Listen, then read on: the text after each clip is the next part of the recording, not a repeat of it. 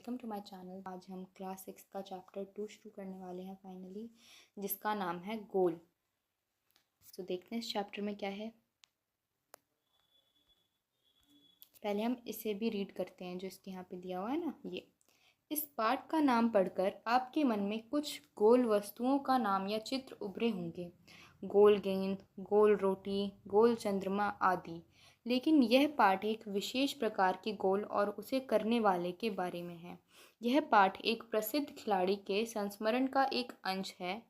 संस्मरण यानी जिसमें लेखक अपने जीवन की किसी भी घटना को किसी दूसरे के साथ शेयर करता है। किसी अपनी घटना को या अनुभव को जब लेखक किसी दूसरे के साथ बांटता है या साझा करता है, उसे कहते हैं संस्मरण। संस्मरण का एक अंश है। आइए इसे पढ़ते हैं और जानते हैं कि कौन थे वह प्रसिद्ध खिलाड़ी। ठीक है, अब ये जो गोल है ना, ये वाला गोल नहीं है। ये जो फुटबॉल में गोल होता है ना, वो वाले गोल के ऊपर है। So let's read this. खेल के मैदान में धक्का मुक्की और नोक झोंक की घटनाएं होती रहती हैं। खेल में तो ये सब चलता ही है। जिन दिनों हम खेला करते थे उन दिनों भी ये सब चलता था। यहाँ पे जो इसके जो लेखक हैं वह कहते हैं कि खेल कूद में अक्सर धक्का मुक्की, नोक झोंक, लड़ाइयाँ ये सब चलती रहती हैं। ऐसी घटनाएं होती रहती हैं। वह अपने टाइम में जब खेला करते थे काफ़ी सालों पहले, तब भी अक्सर यह चीज़ें हुआ करती थीं। सन 1933 की बात है, यानी ईयर 1933 की बात है। उन दिनों मैं पंजाब रेजिमेंट की ओर से खेला करता था। जो लेखक हैं वो अपने दिनों में, ठीक है, 1933 में पंजाब रेजिमेंट की तरफ से खेला करते थे। एक दिन पंजाब रेजिमेंट और Saint Paul's and miners team के बीच मुकाबला हो रहा था। माइनर्स टीम के खिलाड़ी मुझे गेंद छीनने की कोशिश करते, लेकिन उनको हर कोशिश बेकार जाती। अब होता क्या है, एक दिन पंजाब रेजिमेंट और Saint Paul's and miners team के बीच में मुकाबला होता है। इस वाली जो टीम के खिलाड़ी हैं, माइनर्स टीम के खिलाड़ी, वह लेखक से गेंद छीनने की कोशिश करते हैं। ठीक है, पर उनकी जो हर कोशिश है वो नाकामयाब जाती। वह उन्हें गेंद छीनने से हमेशा रोक लेते थे। इतने में क्या हुआ, इतने में एक खिलाड़ी ने गुस्से में आकर हॉकी स्टिक मेरे सर पर दे मारी। मुझे मैदान से बाहर ले जाया गया। अब क्या होता है, खेल के मैदान में एक खिलाड़ी को गुस्सा आया जब वह गेंद छीनने से रोक लेते थे उन्हें। उस दूसरी टीम के खिलाड़ी ने उनके सर पे ना हॉकी स्टिक दे मारी। आगे देखते हैं क्या हुआ। फिर उन्हें मैदान से भी बाहर ले जाया गया। थोड़ी देर बाद मैं पट्टी बांधकर फिर मैदान में आ पहुंचा। थोड़ी देर बाद वह फिर आ गए पट्टी बांधकर। आते ही मैंने उस खिलाड़ी की पीठ पर हाथ रखकर कहा, तुम चिंता मत करो, इसका बदला मैं ज़रूर लूँगा। वह मैदान में आए। जिस खिलाड़ी ने उनके सर पे एक हॉकी स्टिक मारी थी उससे आए और वह कहते हैं, तुम चिंता मत करो, इसका बदला मैं ज़रूर लूँगा। अब इससे क्या होता है देखते हैं। मेरे इतना कहते ही वह खिलाड़ी घबरा गया। अब हर समय मुझे ही देखता रहता कि मैं कब उसके सिर पर हॉकी स्टिक मारने वाला हूँ। ठीक है, अब वो हुआ क्या, जो प्लेयर था वो डर गया। हर समय वो नहीं देख रहा था कि वह कब उसके सर पे हॉकी स्टिक ना मार दी। मैंने एक के बाद एक झटपट 6 गोल कर दिए।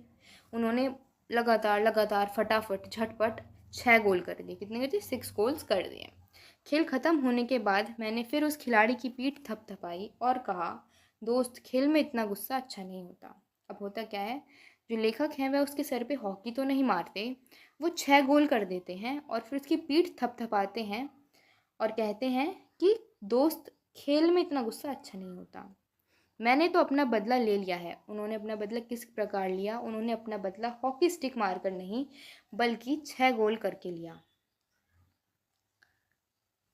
अगर तुम मुझे हॉकी नहीं मारते तो शायद मैं तुम्हें 2 ही गोल से हराता। अगर तुम मुझे हॉकी ना मारते तो मैं तुम्हें सिर्फ 2 गोल से हराता तब भी, लेकिन सिर्फ 2 गोल से। वह खिलाड़ी सचमुच बड़ा शर्मिंदा हुआ। उसे अपनी गलती का एहसास होता है, वह शर्मिंदा होता है, यानी उसे शर्म आती है अपनी इस हरकत पर। तो देखा आपने मेरा बदला लेने का ढंग। सच मानो, बुरा काम करने वाला आदमी हर समय इस बात से डरता रहता है कि उसके साथ भी बुराई की जाएगी। अब उनका बदला लेने का ढंग क्या होता है? लड़ाई झगड़ा नहीं होता है, वह उसे हरा कर बदला लेते हैं, एकदम चुपचाप। कोई लड़ाई झगड़ा नहीं, कोई मारपीट नहीं। वह उसके सर पे ना हॉकी मारते हैं, ना उसे मुंह से कुछ कहते हैं, बस उसे हरा देते हैं। अब होता क्या है, जो बुराई करने वाला आदमी है ना, जो बुरा करता है, उसके मन में हमेशा इस बात का डर रहता है कि आज तो मैंने किसी के साथ गलत किया है, कल को परमात्मा या मेरी किस्मत मुझसे इस चीज़ का बदला ज़रूर लेगी। यानी आज मैं किसी के साथ बुरा कर रहा हूँ या कर रही हूँ, तो कल को मेरे साथ भी बुरा होगा। ओके गाइस, आगे देखते हैं। आज मैं जहाँ भी हूँ, बच्चे व बूढ़े मुझे घेर लेते हैं और मुझसे मेरी सफलता का राज जानना चाहते हैं। मतलब ये जो लेखक हैं काफ़ी प्रचलित हैं। वह जहाँ भी जाते हैं, बच्चे व बूढ़े उन्हें घेर लेते हैं, यानी उनके आसपास घेरा बना लेते हैं और वह उनसे क्या पूछते हैं, उनकी सफलता का राज, कि वे जो आज जितने सफल हैं वो कैसे हैं। मेरे पास सफलता का कोई गुरु मंत्र तो नहीं है, कोई टिप्स या ट्रिक्स ऐसी नहीं है जिनसे सफल हुआ जा सके। हर किसी से यही कहता कि लगन, साधना और खेल भावना ही सफलता के सबसे बड़े मंत्र हैं। तुम सिर्फ लगन से और भावना से, या इच्छा, या तुम्हारे अंदर जो चाह है किसी चीज़ को हासिल करने की, सिर्फ ये होना चाहिए तुम्हारे अंदर, और तुम किसी भी चीज़ को हासिल कर लोगे। आगे देखते हैं। मेरा जन्म सन 1904 में प्रयाग में एक साधारण परिवार में हुआ था। इनका जो जन्म है, जो लेखक का जन्म है, वह 1904 1904 में प्रयाग में एक साधारण, मतलब एक मिडिल क्लास फैमिली में, नॉर्मल एक फैमिली में हुआ था। बाद में हम झांसी आकर बस गए। वे बाद में कहाँ गए? झांसी। 16 साल की उम्र में मैं फर्स्ट ब्राह्मण रेजिमेंट में एक साधारण सिपाही के रूप में भर्ती हो गया। वह 16 ईयर्स के थे जब, तो वह फर्स्ट ब्राह्मण रेजिमेंट में एक साधारण सिपाही, यानी सिर्फ एक सिपाही के रूप में भर्ती हो गए। मेरी रेजिमेंट का हॉकी खेल में काफ़ी नाम था। उनकी जो रेजिमेंट थी उनका किस चीज़ में नाम था? हॉकी के खेल में बहुत ज़्यादा नाम था।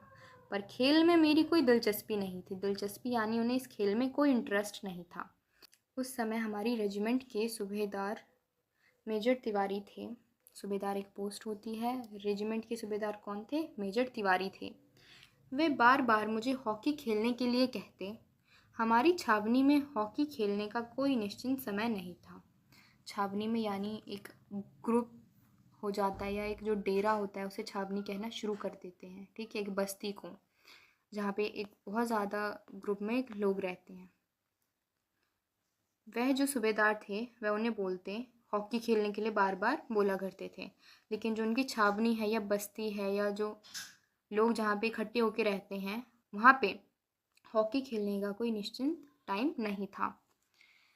सैनिक जब चाहे मैदान में पहुँच जाते और अभ्यास शुरू कर देते। उस समय तक मैं एक नौसिखिया खिलाड़ी था। तो यहाँ लेखक कहते हैं, जब भी चाहा सैनिकों का मन हुआ वे जाके खेलने लगते और अभ्यास यानी प्रैक्टिस शुरू कर देते। उस समय तक मैं एक नौसिखिया खिलाड़ी था। नौसिखिया मीन्स जो नया नया खेल सीखता है उसे कहते हैं नौसिखिया।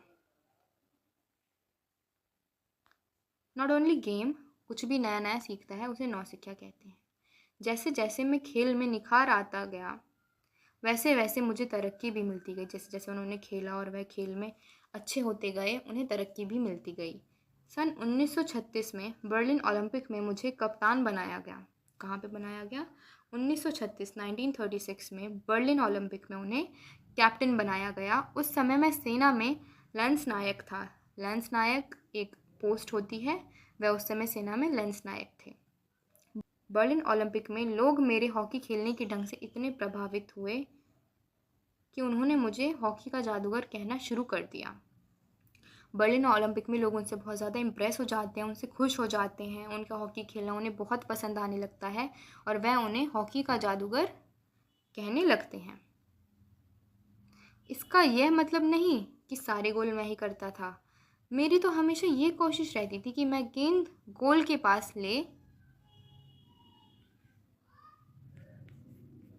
ले जाकर अपने किसी खिलाड़ी को दे दूं।